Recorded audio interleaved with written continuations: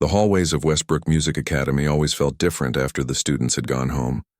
The polished floors gleamed under the soft evening lights, and the silence was broken only by the quiet squeak of Lynn's cleaning cart as she moved from one practice room to another. Lynn Wei was invisible most of the time, and she had grown used to it. At 42, she had spent nearly 7 years as a custodian at this prestigious music school, moving through its grand corridors like a shadow. Her small frame and downcast eyes made it easy for the busy teachers and talented students to look past her, their minds occupied with scales and symphonies rather than the woman who emptied their trash bins. "Excuse me," she would murmur when students nearly bumped into her, her accent thick enough that sometimes they didn't understand her simple words. The younger ones would occasionally smile or nod, but the older students and teachers mostly just stepped aside without acknowledgement, continuing their important conversations about upcoming recitals and music theory. Tonight, Lynn took her time cleaning the main practice hall. The large room with its perfect acoustics was her favorite place in the entire building. Sometimes, if she was lucky and finished her other duties early, she could spend a few extra minutes here, pretending the grand space was waiting just for her. As she dusted the empty music stands, Lynn's eyes drifted to the instrument storage cabinets along the wall. Behind their glass doors sat rows of violins, cellos, and other stringed instruments that cost more than she earned in months. She paused, cloth in hand, and gazed at a particular violin, a beautiful instrument with a rich amber finish that caught the light. "What are you doing in here?" The sharp voice made Lynn jump. She turned to find Mr. Richards, the head of string instruments, standing in the doorway with his briefcase in hand. His thin face wore the tired, irritated expression he often had when he encountered her after hours. "I clean now," Lynn said, gesturing to her cart. "Almost done." Mr. Richards glanced at his watch. "Well, hurry up. I need to lock up the East Wing in 20 minutes. Lynn nodded quickly, returning to her work with faster movements. But as Mr. Richards turned to leave, he paused, noticing the way her eyes kept drifting back to the violin cabinet. "You like music?" he asked unexpectedly, his tone suggesting he found the idea somewhat amusing. Lynn looked up, surprised to be addressed directly with a real question rather than an instruction. "Yes," she said softly. "Very beautiful." Mr. Richards studied her for a moment. "Do you play anything?" Lynn hesitated, then shook her head, turning back to wipe down the conductor's stand. "I didn't think so," Mr. Richards said with a small laugh. "These instruments take years of training. Some people are born with the gift, and some—" He trailed off, his implication clear. 20 minutes, he reminded her before walking away, his footsteps echoing down the corridor. When she was alone again, Lynn's shoulders dropped slightly. She moved to the large windows and began cleaning them with circular motions, looking out at the darkening sky. The truth was, Lynn understood more about music than anyone at Westbrook could imagine. But that was a different life, one she had packed away along with her dreams when she'd left her home country. Each evening after cleaning the practice rooms, Lynn had a secret routine. She would carefully check the hallway to make sure all the teachers had gone. Then she would sit on one of the student benches and close her eyes, listening to the echoes of music that seemed to linger in the walls. Sometimes she would raise her hands, her fingers moving in the air as if playing invisible strings, conducting a private symphony that no one else could hear. On Thursdays, Lynn stayed later than usual because the advanced students had evening classes. She would slow her cleaning pace, finding reasons to dust the same shelf multiple times while the young musicians practiced nearby. Sometimes, when a student struggled with a difficult passage, Lynn would find herself silently mouthing instructions they couldn't hear. "Elbow higher," she would think. "Relax the wrist. Feel the rhythm. Don't count it." Tonight was a Thursday, and Lynn was looking forward to hearing Young Hee, a talented 17-year-old, whose playing had a passionate quality that reminded Lynn of herself at that age. But when she reached the practice room where Young Hee usually worked, she found it empty. A schedule change, perhaps. Disappointed, Lynn began cleaning the room, carefully wiping around the music sheets left on a stand. The Mozart piece was one she knew well, one her own teacher had once called deceptively simple. Without thinking, Lynn began to hum the melody as she worked, her voice barely audible. "That's actually not bad." Lynn turned quickly, embarrassed to find Ms. Patel, the music theory teacher, standing in the doorway. The young woman had a kinder face than most of the other instructors, and she often smiled at Lynn when they passed in the hallways. "Sorry," Lynn said, immediately stopping her humming. "I not know anyone here." Ms. Patel shook her head. "No, it's fine, you have a good ear. You were humming in perfect pitch." She came further into the room, looking curious. "Do you like classical music?" Lynn nodded, keeping her eyes on her cleaning cart.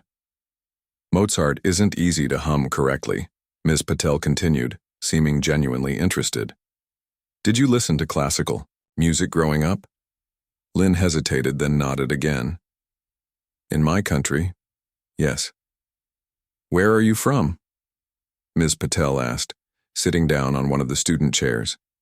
"Shanghai," Lynn answered, feeling the familiar ache that always came with speaking of home. "Oh, China has an incredible musical tradition," Ms. Patel said enthusiastically. "The Shanghai Symphony Orchestra is world-renowned." For a brief moment, a different Lynn, one who stood taller and spoke with confidence, wanted to emerge. She wanted to tell this friendly teacher that she knew exactly how renowned the Shanghai Symphony was. Instead, she just smiled politely and continued wiping down the music stands. "Well, don't let me keep you from your work," Ms. Patel finally said, standing up. "But it's nice to know we have another music lover in the building." She paused at the door. "You know, we have a public concert next week. Staff are welcome to attend, even the maintenance staff. You might enjoy it." After Ms. Patel left, Lynn stood motionless for several minutes. A concert. When was the last time she had attended a real concert? Not just listened from hallways or through doors, but sat in an audience watching musicians bring notes to life? That evening, as Lynn rode the bus back to her small apartment in the outskirts of the city, she found herself thinking about the invitation. She thought of how the teachers at Westbrook looked at her, or rather how they didn't look at her at all. She imagined walking into the concert hall, taking a seat among the well-dressed parents and music enthusiasts. Would they stare? Would they wonder what the cleaning lady was doing there? Lynn's apartment was quiet when she arrived home, just as it always was. A single room with a kitchenette and a bathroom so small she could barely turn around in it. But it was clean, and the rent was manageable on her meager salary. She hung up her coat, then moved to the closet. Standing on tiptoe, she reached for a small box on the top shelf, a box she rarely opened. Inside was a faded photograph of a younger Lynn, standing proudly next to an older man with kind eyes. Both were holding violins. Lynn touched the photo, gently, then set it aside to reveal what lay beneath. A folded piece of paper with official letterhead from the Shanghai Conservatory of Music. She didn't need to unfold it. She knew every word by heart. Lynn closed the box and returned it to its place on the shelf. Those dreams belonged to someone else now. She was just Lynn, the cleaner here, the woman with the mop and the heavy accent who blended into the background of the prestigious Westbrook Music Academy. But as she prepared her simple dinner that night, Lynn found herself humming again. Not Mozart this time, but a piece she had once played herself, her fingers remembering the movements even after all these years. And for the first time in a long while, she wondered what would happen if the people at Westbrook knew who she really was, what she could really do. The thought made her both nervous and strangely excited. Perhaps she would attend that concert. After all, perhaps it was time to stop being completely invisible. What Lynn didn't know was that her small interaction with Ms. Patel had sparked a conversation in the teacher's lounge the next day. A conversation about the curious cleaning lady who hummed Mozart in perfect pitch. A conversation that would eventually lead to an unexpected moment on stage that would change everything at Westbrook Music Academy. The faculty lounge at Westbrook Music Academy was unusually busy that Friday afternoon. End-of-semester stress had teachers grabbing coffee between lessons, their conversations a mix of complaints about unprepared students and worries about the upcoming spring recital. Ms. Patel sat in the corner, grading theory exams while half listening to Mr. Richards complain about a student who hadn't practiced all week. I swear these kids think talent alone will carry them, he said, stirring his coffee with more force than necessary. They don't understand the discipline required. Ms. Patel nodded absently, then remembered something. Speaking of natural talent, I had the strangest encounter with the cleaning lady yesterday. Several teachers looked up, surprised by the shift in topic. The Chinese woman, Lin? Asked Mrs. Hoffman, the elderly piano instructor. What about her? I caught her humming Mozart while cleaning. Perfect pitch, perfect rhythm. It was quite remarkable, actually. Mr. Richards snorted. A lucky guess? Or she's just heard our students practice it so many times. I don't think so, Ms. Patel insisted. There was something knowing in the way she hummed, like she understood the music. Dr. Grayson, the academy director, had been quietly listening from his seat by the window. At 65, he had seen many talented musicians come through Westbrook's doors. Many people from Asian countries receive rigorous musical training as children, he observed. Perhaps she had some lessons in her youth. I invited her to our faculty recital next week, Ms. Patel added. This earned her several raised eyebrows. The custodian at our recital? Mrs. Hoffman asked, her voice tinged with disbelief. That seems unusual. It's open to all staff, Ms. Patel reminded them. And music is universal, isn't it? That's what we always tell our students. The conversation moved on to other topics, but the seed had been planted. Over the next few days, several teachers found themselves paying a bit more attention to Lin as she quietly went about her work. Mr. Richards noticed how she paused outside practice rooms, her head slightly tilted, as if evaluating what she heard. Dr. Grayson observed how she organized sheet music left scattered on stands, her fingers moving with a familiarity that suggested more than casual handling. Lin herself remained unaware of this new scrutiny. She had decided to attend the faculty recital, even digging out a simple blue dress from the back of her closet, the nicest thing she owned, though it was several years old. The thought of sitting in an audience again, even as the invisible cleaning lady, filled her with both anticipation and anxiety.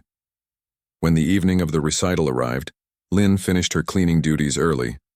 She changed in the small staff bathroom, carefully pinning her hair back and adding a touch of lipstick she had bought specially for the occasion. Looking in the mirror, she saw a ghost of her former self, the confident young woman who had once dreamed of playing on international stages. The recital hall was already half full when Lin slipped in. She chose a seat in the very back row, trying to make herself as inconspicuous as possible. Most of the audience consisted of other faculty members, board members, and a few parents of exceptional students who had been invited to this showcase of the teacher's talents. As the lights dimmed, Lin felt a familiar flutter in her chest, the excitement that always came with live music, something she had denied herself for too long. The program began with Mrs. Hoffman playing a Chopin nocturne, her aged fingers still nimble on the keys. Then came Mr. Richards with a Bach cello suite, his technique flawless even if to Lin's ear the interpretation lacked emotional depth. During the brief intermission, Lin remained in her seat, not wanting to mingle with the other attendees who might wonder about her presence. She didn't notice Dr. Grayson watching her from across the room, noting how her fingers had been subtly moving during the performances, following the music as if playing along. The second half featured Ms. Patel and another teacher in a piano duet, followed by a string quartet. Just as the quartet finished to enthusiastic applause, the side door opened and a flustered-looking young man hurried in, whispering urgently to Dr. Grayson. Dr. Grayson frowned, then stood up and addressed the audience. Ladies and gentlemen, we seem to have a small problem. Professor Wu, who was scheduled to perform our final piece, has been delayed by an accident on the highway. He's fine, he quickly assured everyone, but won't make it in time for his performance. Murmurs rippled through the audience. Professor Wu was a highly regarded violinist whose solo was meant to be the highlight of the evening. Rather than cut our program short, Dr. Grayson continued, perhaps one of our string faculty could step in. Mr. Richards, would you consider performing something? Mr. Richards shook his head apologetically. I've been preparing for the cello piece all month. I don't have a violin solo ready. Other teachers offered similar excuses. As the awkward silence stretched, Mr. Richards suddenly remembered their earlier conversation in the faculty lounge. A mischievous idea formed in his mind, one that might provide a moment of amusement to break the tension. "What about our custodian?" he suggested, loud enough for everyone to hear. Ms. Patel mentioned she has an ear for music. All heads turned, searching the room until eyes landed on Lynn in her back row seat. Lynn froze, feeling suddenly exposed under the collective gaze. Ms. Patel looked horrified. "I didn't mean—" But Mr. Richards was already warming to his joke. "Come now, we're always talking about inclusivity at Westbrook. And didn't you say she hummed Mozart perfectly? Perhaps she has hidden talents." Some people in the audience chuckled, while others looked uncomfortable. Dr. Grayson frowned slightly, but seemed uncertain how to handle the situation. "Lynn," Mr. Richards called out, "would you like to come up and try? Professor Wu's violin is still here." He gestured to the instrument resting on a stand near the piano. Lynn felt her cheeks burning. She understood exactly what was happening. She was being made the punchline of a joke. These sophisticated people expected her to embarrass herself, to provide a moment of entertainment at her expense. The cleaning lady pretending to be a musician. Her first instinct was to shake her head, to shrink further into her seat, or perhaps slip out quietly. But something else stirred inside her. A flicker of the pride she had once possessed, the dignity that had been slowly eroded by years of being invisible. Almost without conscious decision, Lynn found herself standing. The audience fell silent as she made her way to the front of the room, her simple blue dress a stark contrast to the elegant attire of the faculty performers. Her heart pounded so loudly, she was certain everyone could hear it. When she reached the stage, Dr. Grayson gave her an encouraging nod, though his eyes held doubt. "What piece would you like to attempt?" he asked kindly, clearly expecting her to name something simple, perhaps "Twinkle, Twinkle, Little Star." Lynn looked at the violin on the stand, a beautiful instrument far superior to anything she had played in years. She reached for it with trembling hands, feeling the familiar weight as she lifted it. Muscle memory took over as she positioned it under her chin, testing the tuning with a gentle touch of her fingers. The audience watched with a mix of amusement and secondhand embarrassment, waiting for the inevitable awkward sounds of someone who didn't know how to hold the instrument properly. Mr. Richards had a small, satisfied smile on his face, while Ms. Patel looked like she wanted to sink through the floor. "What will you play?" Dr. Grayson asked again. Lynn took a deep breath, finding her voice. "Tchaikovsky, Violin Concerto in D major." A ripple of surprised laughter went through the audience. One of the most difficult pieces in the violin repertoire. Now the joke seemed even funnier. Mr. Richards actually smirked, exchanging glances with another teacher. Lynn saw their reactions, and something hardened within her. For 7 years she had been nothing to these people, less than nothing. But music had been her life once. Music had been her voice. She raised the bow, closed her eyes for a brief moment, and then drew it across the strings.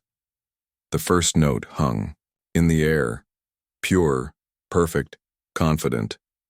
The smiles froze on the teachers' faces.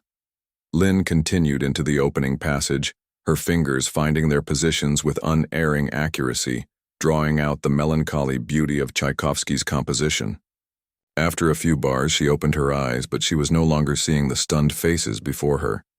She was seeing her past, her future, the person she had been, and perhaps could be again. The joke had backfired spectacularly. As the custodian continued to play with the skill of a concert violinist, the Westbrook faculty could only watch in astonished silence, their assumptions shattered by each perfect note. Time seemed to stand still in the recital hall. The Tchaikovsky Violin Concerto filled every corner of the room, notes soaring and dipping with an emotional depth that left the audience breathless.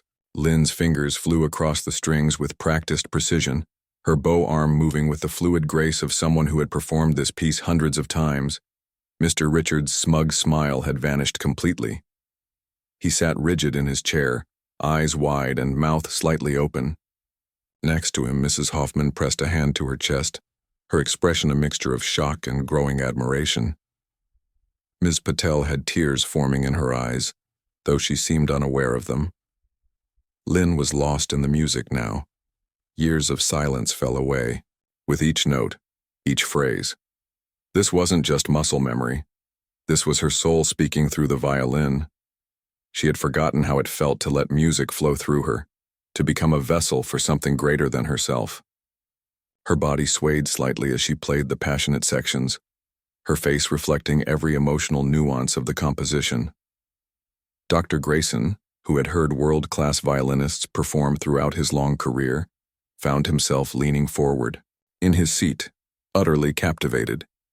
He had expected an embarrassing moment, perhaps a few screechy notes before they kindly thanked the cleaning woman for being a good sport. Instead, he was witnessing artistry of the highest caliber from the most unexpected source. As Lynn approached a particularly difficult cadenza, a collective breath was held in the room. Even professional violinists sometimes struggled with this passage. But Lynn navigated it flawlessly, her eyes closed, letting the music guide her fingers rather than thinking about the technical demands.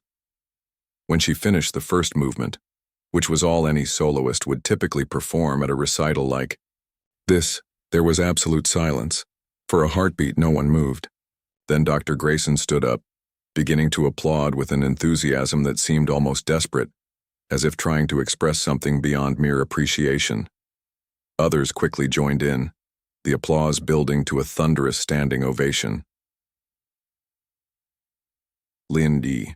lowered the violin slowly, suddenly aware again of where she was and what she had done. The confidence that had carried her through the performance began to ebb, replaced by a familiar shyness. She gave a small, awkward bow, then moved to return, the violin to its stand. "No, please," Dr. Grayson called out, stepping onto the stage. "Would you play more?" The audience echoed his request with enthusiastic applause. Lynn hesitated, then nodded. She raised the violin again and began the second movement, this time with her eyes open, taking in the rapt faces before her. This movement was slower, more intimate, allowing her to pour even more emotion into each phrase. A few audience members dabbed at their eyes, moved by the tenderness of her interpretation. When she finally finished the complete concerto, the applause was even more enthusiastic than before. People who had looked at her with condescension or simply looked through her for years were now on their feet, calling out brava and applauding until their hands hurt. Lynn's cheeks flushed with a mixture of embarrassment and long-forgotten pride. She bowed again, properly this time, as she had been taught so many years ago. Then she carefully placed the violin back on its stand and hurried off the stage.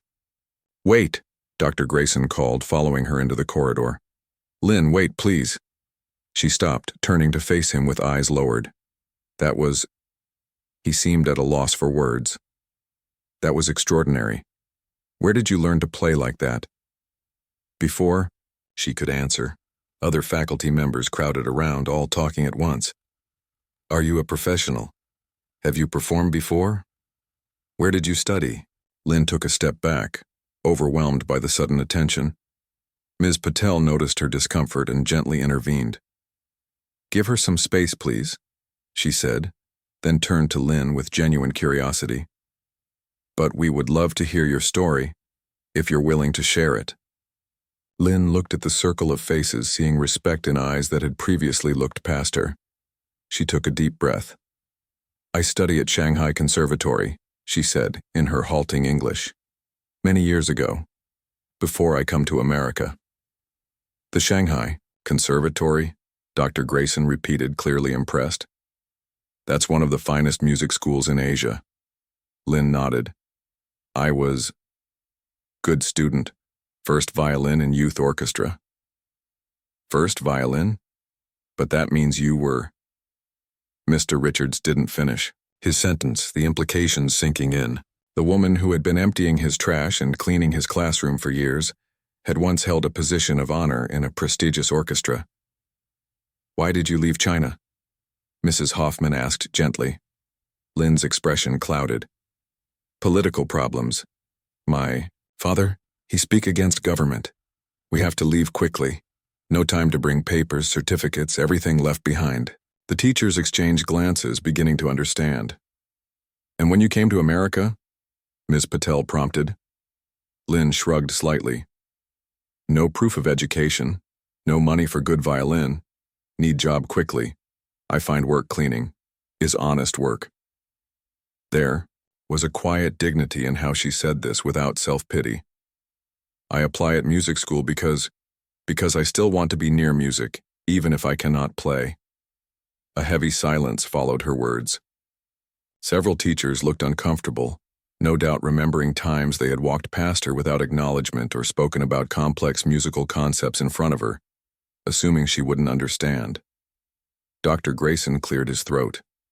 "How long has it been since you've played regularly?" Lynn thought for a moment. 8 years, no violin at home, too expensive." 8 years, Mr. Richards repeated incredulously. "You haven't touched a violin in 8 years and you can still play Tchaikovsky like that?" "I practice here," Lynn said softly, then touched her temple. "In my head. When I clean practice rooms, I listen to students. I watch technique. I remember." The faculty members looked at each other, stunned by the revelation. The level of musicianship they had just witnessed would require hours of daily practice for most violinists. The idea that she had maintained such skill through mental practice alone was almost impossible to believe. "Would you like to use our practice rooms?" Dr. Grayson asked suddenly. "After hours, when you're finished with your work? We have instruments you could use." Lynn's eyes widened with surprise and hope. "You would allow this?" "Of course," he said, firmly. "Music is what we're here for, after all, to nurture talent wherever we find it." He looked slightly ashamed as he added, "Even when we've been too blind to see it right in front of us." Young He, the talented student Lynn had often listened to, pushed her way through the crowd of teachers. "Lynn," she said excitedly, "would you teach me that bowing technique you used in the third movement? I've never seen anyone make that passage. Sounds so fluid." Lynn looked startled by the request. "Me? Teach?" "Yes," Young He insisted. "You're amazing. I'd learn so much from you." More students who had slipped into the back of the hall during her performance now gathered around, all talking, excitedly, asking questions about her interpretation and technique. Lynn stood in their midst, overwhelmed but with a growing smile on her face. Mr. Richards hung back, clearly uncomfortable. When the crowd thinned slightly, he approached Lynn with an awkward cough. "I owe you an apology," he said stiffly. "What I did tonight, calling you up like that, it was wrong of me." Lynn looked at him steadily.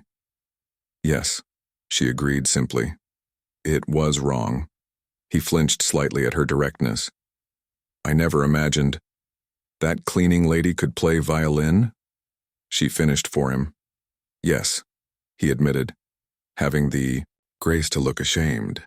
Lynn was quiet for a moment, then said something that surprised him. "Thank you." "Thank me? For humiliating you?" "For giving me back my violin," she said. "Sometimes we need push to remember who we really are." As the evening wound down, people began to leave, still buzzing about what they had witnessed. Many stopped to shake Lynn's hand or compliment her performance. Dr. Grayson was the last to leave, pausing at the door to watch as Lynn stood alone on the stage again, gently running her fingers over the violin she had played. "Lynn," he called softly, "would you like to take that violin home? It's a school instrument. You could borrow it for practice." She looked up, her face lighting up with an almost childlike joy. "Really? I could take home?" "Of course," he nodded. "In fact, I insist. It would be a crime to keep you separated from your music any longer." After everyone had gone, Lynn carefully placed the violin in its case, her hands trembling slightly with emotion. She walked slowly through the now empty hallways of Westbrook Music Academy, but everything looked different. The practice rooms were no longer spaces she merely cleaned, but places where she might create music again. The students were no longer distant figures, but potential companions in the world of music she had lost and found again. As she stepped outside into the cool evening air, Lynn held the violin case close to her chest. Tonight, for the first time, In 8 years, she would fall asleep with a violin in her home. Tonight, the cleaning lady from Shanghai had remembered she was also Lin Wei violinist. And tomorrow would bring a new beginning. Word spread quickly through Westbrook Music Academy. By Monday morning, everyone from the youngest beginner to the most senior board member had heard about the cleaning lady who played like a concert violinist. Students whispered in hallways as Lin passed, no longer invisible but suddenly the center of attention. Some teachers who hadn't attended the recital looked skeptical until shown phone videos captured by audience members. Lin continued her cleaning duties, arriving at her usual early hour with her cart of supplies. But now, as she moved through the corridors, people smiled and greeted her. Young Hee waved enthusiastically from across the lobby. "Lin, are you coming to the practice rooms after school today?" Lin nodded, still unused to being addressed so warmly by students. "Yes, after I finish work." "Great, a bunch of us want to hear you play again," Young Hee called before hurrying off to class. These small interactions, so normal for others, felt like precious gifts to Lin. For years, she had lived in a bubble of loneliness. Her only conversations brief exchanges about cleaning supplies or which rooms needed attention. Now people really looked at her with interest and respect. As Lin cleaned the theory classroom, Ms. Patel entered with a stack of books. "Oh, Lin, I'm glad I found you. I brought these for you." She placed several music theory textbooks on a desk. "I thought you might want to refresh your knowledge. Not that you need it, clearly, but sometimes it's nice to have the resources." Lin touched the books gently. "Thank you. Very kind." Ms. Patel hesitated, then asked, "Would you be willing to tell me more about your training? I'm fascinated by different teaching methods, and the Shanghai Conservatory has such a storied approach." For the first time in years, Lin found herself engaged in a professional conversation about music. As they talked, Lin's English seemed to improve, her vocabulary expanding as she accessed dormant knowledge. Ms. Patel listened with genuine interest, occasionally taking notes, treating Lin like the trained musician she was rather than the woman who mopped the floors. Later that day, Lin was startled to find Dr. Grayson waiting for her outside the supply closet where she stored her cleaning cart. "Lin, do you have a moment?" he asked. "I'd like to discuss something with you in my office." She followed him nervously, wondering if somehow she had broken a rule with her performance.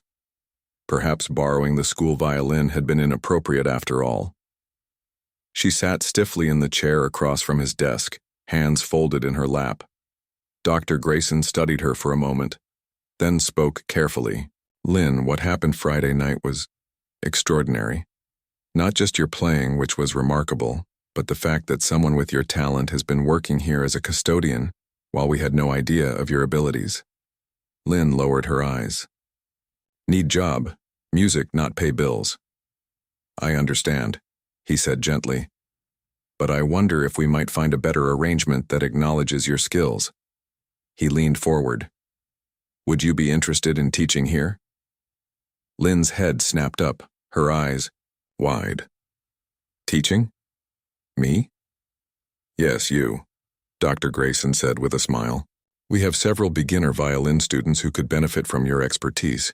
It would just be a few hours a week to start. But if it goes well, we could expand your role." "But my English," she protested weakly. "Music is its own language," he replied. "And from what I've observed, you communicate very effectively when it comes to music. Your English is better than you give yourself credit for, and it will only improve with practice." Lin sat in stunned silence. After a moment, she asked quietly, "What about cleaning job?" "You could reduce your hours there if you wish, or keep them the same and teach after your shift. That would be up to you." He paused. "The teaching position pays considerably more per hour than the custodial work." Tears formed in Lin's eyes, but she blinked them back. "Why you do this for me?" Dr. Grayson's expression grew serious. "Partly because Westbrook exists to nurture musical talent, and you have that in abundance. But also," he added with a touch of remorse, "because we owe you an apology. Not just for Friday night, but for years of failing to see you as a whole person. This is a small step toward making that right." After her shift ended, Lynn made her way to one of the smaller practice rooms. The borrowed violin waited for her in its case. She had taken it home that weekend, spending hours reacquainting her fingers with the strings, marveling at how much muscle memory remained despite the long absence. She began with scales, meticulously working through different keys, focusing on intonation and tone. Then she moved to etudes, technical exercises she had once played daily. Finally, she returned to the Tchaikovsky concerto, working through difficult passages with patient repetition. She became so absorbed in her practice that she didn't notice the small crowd gathering outside the practice room window. Students and teachers alike stood watching, mesmerized by her focused intensity and the beautiful sounds emanating from the room. Young-hee knocked gently, then entered with a few other advanced students. "Sorry to interrupt," she said, "but we were hoping you might give us some tips on the piece you were just playing." Lynn looked surprised. "You want my advice? But your teachers are great," Young-hee finished. "But you play differently.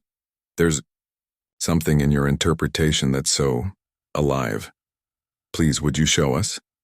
And so, somewhat hesitantly at first, but with growing confidence, Lynn began to teach. She demonstrated bowing techniques, explained phrasing choices, and gently corrected posture.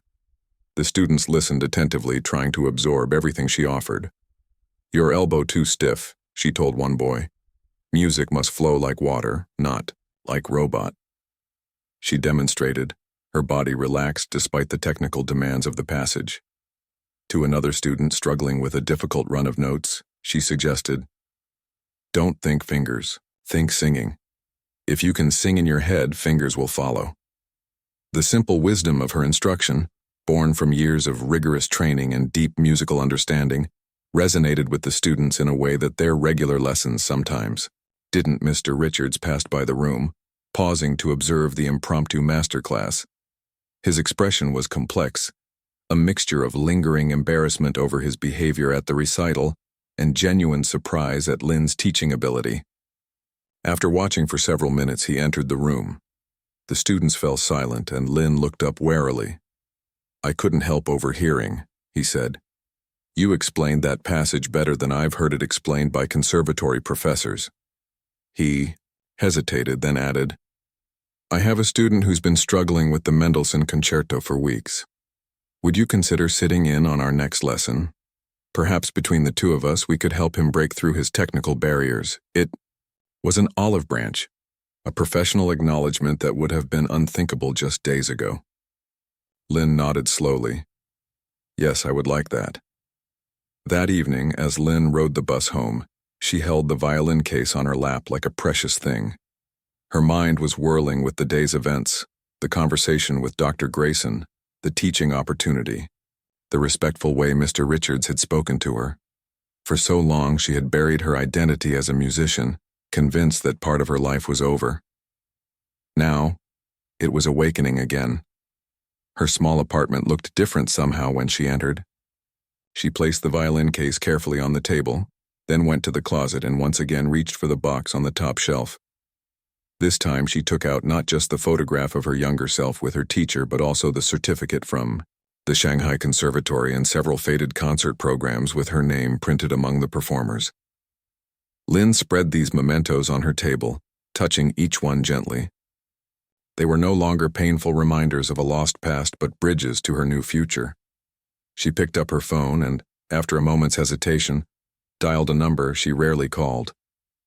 "Auntie Zhang?" she said when an elderly voice answered. "It's Lynn." "Yes, I'm well. Actually, I'm very well. Something has happened." Her voice grew animated as she switched fully to Mandarin, explaining the events of the past few days. "I knew it," her aunt replied.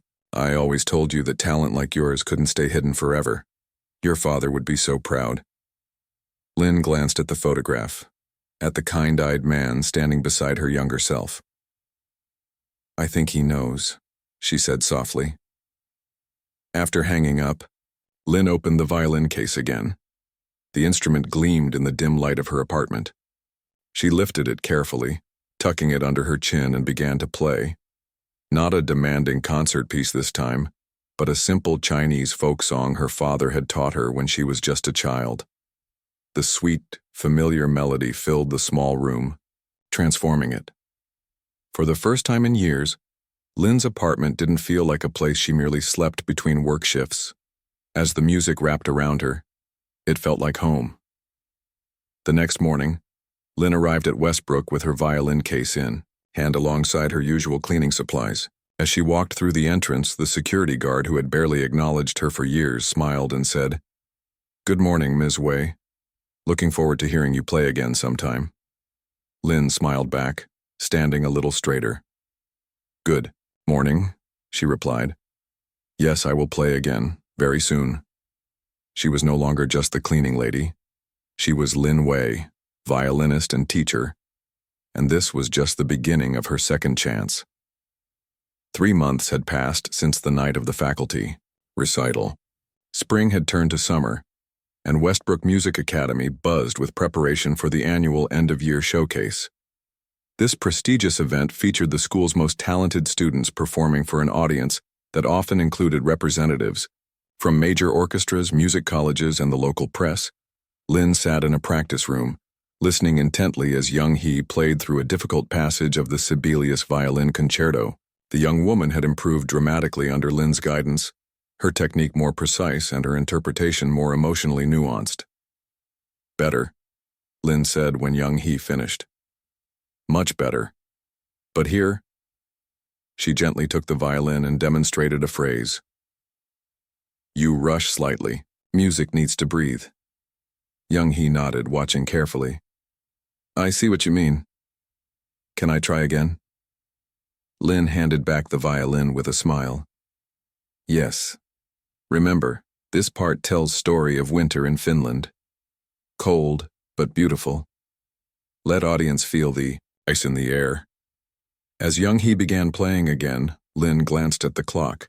She still had cleaning duties in the East Wing, though her hours had been reduced to accommodate her new teaching schedule. Dr. Grayson had been true to his word. Lynn now taught beginner and intermediate violin students 3 afternoons a week, with a few advanced students like Young Hee seeking her out for supplementary lessons.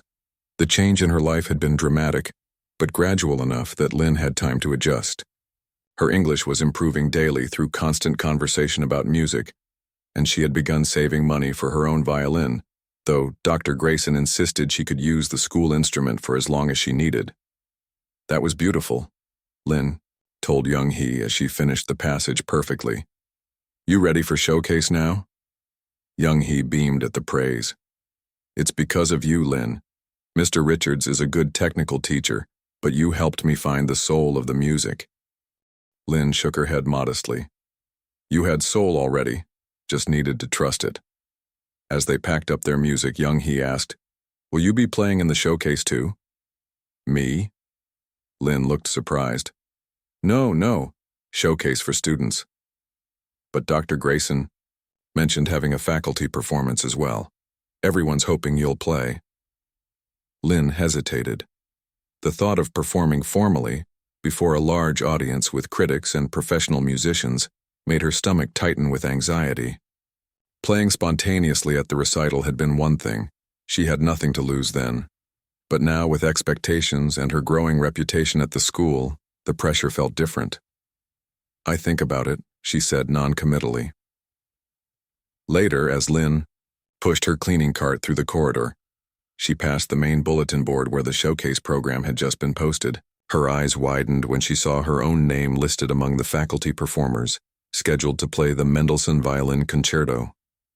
"Ah, you've seen the program," Dr. Grayson said, coming up beside her.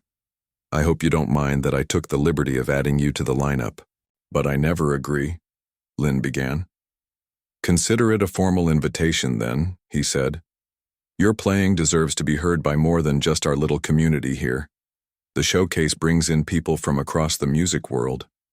Lynn felt a flutter of both excitement and terror. "I not perform in public for many years. All the more reason to start again," Dr. Grayson said gently. "Lynn, do you know why I was so insistent about having you teach here?" When she shook her head, he continued, "Because when you played that night, I saw someone who had music in her soul. Not just technique or training, but something rarer, a true artist. It would be selfish of us to keep that hidden. His words touched something deep inside her. For so long, Lynn had pushed aside her musical identity, focusing only on survival in a foreign country. The thought of reclaiming that part of herself fully, publicly, was both thrilling and frightening. "I need practice more," she said finally. "Mendelssohn very difficult." Dr. Grayson smiled. "You have 3 weeks, and I've arranged for you to have the mornings free from cleaning duties so you can prepare properly." As news spread that Lynn would be performing at the showcase, her students were ecstatic. They asked endless questions about her preparation, eager to witness their teacher's process. Even Mr. Richards, who had gradually come to respect Lynn's abilities, offered the use of his private studio for her practice sessions. "The acoustics are better than in the regular practice rooms," he explained, "and it's quieter. You'll be able to focus without interruptions." This small gesture, offering her a space that was usually reserved for senior faculty, symbolized how dramatically her position at Westbrook had changed. Lynn thanked him sincerely, touched by the transformation in their relationship from contempt to professional respect. The weeks passed quickly. Lynn divided her time between teaching, reduced cleaning duties, and intensive practice. The Mendelssohn Concerto demanded technical precision along with deep expressivity, a perfect piece to reintroduce herself to the world of formal performance. At home, Lynn created a practice area in her small apartment, clearing space for a music stand and a mirror to check her posture and bow technique. Her neighbor, an elderly woman who had barely spoken to her before, knocked on her door one evening. Lynn opened it apprehensively, worried that her playing had been too loud. "I just wanted to say," the woman began hesitantly, "your music is beautiful. I look forward to hearing it each night. It makes these old walls feel alive." Lynn was so surprised that she invited her neighbor in for tea, something she had never done before. As they talked, she learned that the woman had once played piano in her youth and still loved classical music. By the end of the evening, Lynn had promised her a ticket to the showcase. It was a small interaction, but it represented the many ways Lynn's life was opening up as she reclaimed her musical identity. She was no longer the invisible woman who slipped through hallways with a mop. She was becoming someone with connections, someone who belonged. The night before the showcase, Lynn could barely sleep. Doubts crept in during the quiet darkness. What if she failed? What if she embarrassed herself in front of the very people who had come to respect her? What if she couldn't live up to the musician she once was? She rose early and took out the photograph of herself and her father. "I wish you could be there tomorrow," she whispered to his image. "I will play for you." The day of the showcase arrived with perfect June weather. Westbrook's concert hall had been decorated beautifully, with flowers adorning the stage and programs printed on heavy cream-colored paper. Lynn's name appeared alongside those of established faculty members, with her credentials listed simply, Lynn Wei, violinist, Shanghai Conservatory of Music. Backstage was a flurry of activity, students in formal attire practicing last-minute passages, teachers offering words of encouragement, parents peeking through the curtains at the rapidly filling auditorium. Lynn wore a simple but elegant black dress that Ms. Patel had helped her select for the occasion. Young Hee performed brilliantly, receiving enthusiastic applause. When she came backstage, she hugged Lynn tightly. "Your turn soon. The hall is packed, even people standing in the back." Lynn peeked through the curtain and felt her heart race at the sight of the full auditorium. She recognized many faces, students, faculty, parents. But there were many strangers too, including several people who were clearly professional musicians or critics, taking notes even between performances. Dr. Grayson approached with a distinguished-looking man beside him. "Lynn, I'd like you to meet Mr. Zhao, conductor of the City Symphony Orchestra. He's very interested in hearing you play." Mr. Zhao extended his hand. "Dr. Grayson has told me your remarkable story.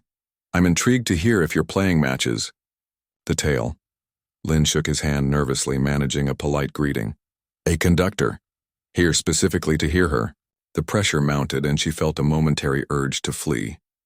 Instead, she went to a quiet corner backstage and closed her eyes, focusing on her breathing as she had taught so many students to do. Music is not about you, she reminded herself. Music is about connecting souls. Just be vessel for the music. When her name was announced, Lynn walked onto the stage with as much confidence as she could muster. The applause was encouraging, warmer than what most faculty received, reflecting the curiosity and goodwill her story had generated. She looked out at the audience, feeling a moment of panic at the sea of faces. Then she spotted her elderly neighbor, in the third row, smiling encouragingly. Next to her sat Auntie Zhang, who had traveled 3 hours by bus to be there. Lynn hadn't expected her to come, and the sight of her familiar face, a connection to her past, to her roots, steadied her nerves. Lynn nodded to the pianist who would accompany her, raised her violin and began to play. From the first notes, it was clear to everyone in the hall that they were witnessing something special. Lynn played with technical brilliance, yes, but more importantly with profound emotional truth. Each phrase told a story, each note carried meaning. This wasn't just an impressive display of skill. It was music that reached into the heart. When she finished, there was a moment of complete silence. That precious second when an audience is so moved, they forget to applaud. Then the hall erupted in thunderous ovation. People rose to their feet, calling out "Brava" and applauding until their hands hurt. Lynn took a bow, then another, overwhelmed by the response. As she looked out at the standing audience, she felt a sense of completion, as if a broken circle in her life had finally been made whole again. Backstage, Mr. Zhao was waiting. "Ms. Wei, that was extraordinary. Our orchestra has an opening for a violinist in the second chair. Would you consider auditioning formally? It's just a formality. After what I heard today, I have no doubts about your abilities." Before Lynn could respond, she was surrounded by well-wishers, students, colleagues, audience members who had found their way backstage. Young He hugged her again, practically jumping with excitement. "Did you hear what Mr. Zhao said? The City Symphony." Later, that evening, as the crowd thinned and the excitement began to settle, Lynn found herself alone on the stage again. She sat in a chair, violin in her lap, looking out at the empty hall. So much had changed in just 3 months. From invisibility to recognition, from silence to music, from isolation to community. Dr. Grayson entered from the back of the hall and walked down the center aisle. "It's been quite a journey," he said, taking a seat in the front row. Lynn nodded. "Very long way from cleaning floors."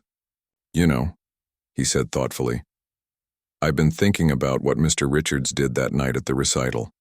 It was wrong the way he did it, as a joke at your expense. But in a strange way, we might owe him a thank you.